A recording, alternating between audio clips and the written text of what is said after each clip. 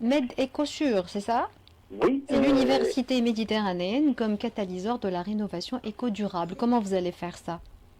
donc ça c'est la chose qui me rend particulièrement fier. Fier parce que donc le premier élément, c'est qu'il y a un projet 100% femmes. Moi, je fais semblant de m'en occuper, mais la vérité qu'à la tête du projet, il y a 4 femmes, Inès Khalifa, Souhaif Chichi, Aïda Fehri et Aïcha Bezbiza. Et c'est eux, ingénieurs tunisiens, qui s'occupent entièrement du projet.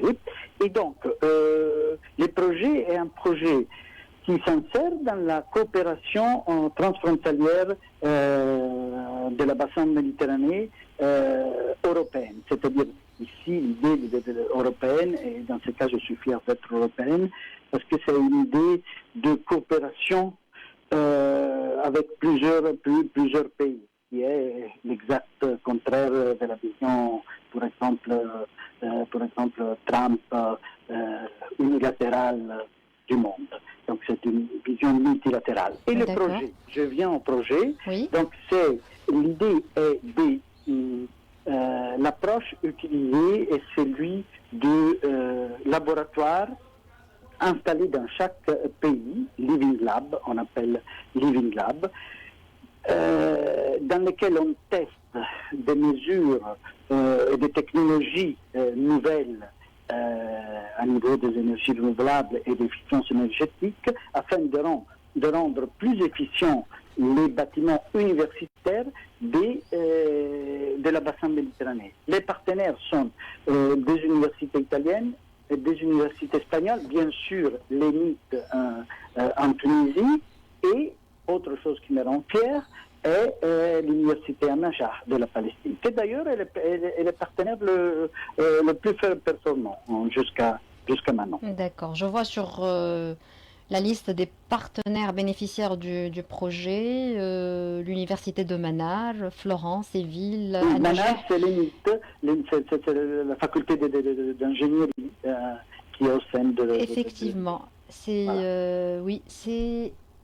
Il n'arrive pas à lire, c'est trop petit, l'écriture elle est trop petite.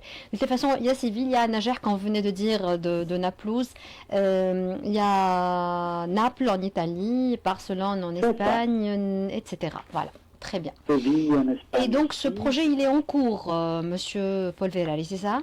Le projet est en cours. Donc, comme je vous disais, l'idée est celle de installer plusieurs technologies. Par exemple, le MIT aura une installation de à peu près 110 kW avec plusieurs technologies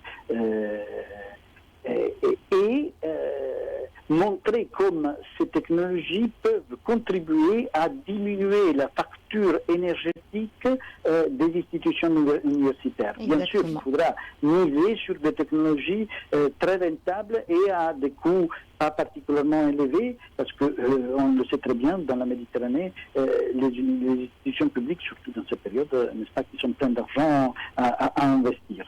Donc, c'est une approche Living Lab, qui ça veut dire qu'on participe dans ce laboratoire, que ce soit les professeurs, que ce soit les étudiants, mais aussi les parties concernées, les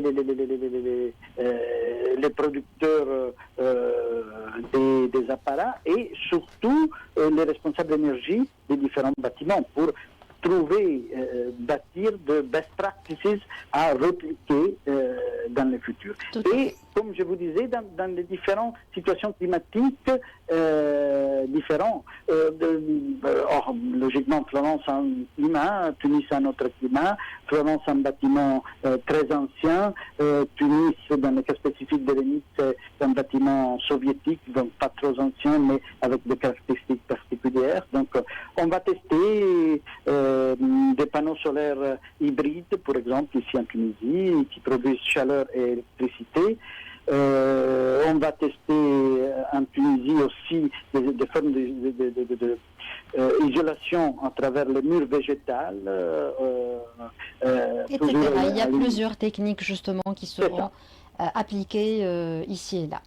Très bien. Merci infiniment, Monsieur Marco Polverari. Je rappelle que vous êtes le co-directeur du MEDREC, The Mediterranean Renewable Energy Center. Merci infiniment et à très C'est ça. bientôt.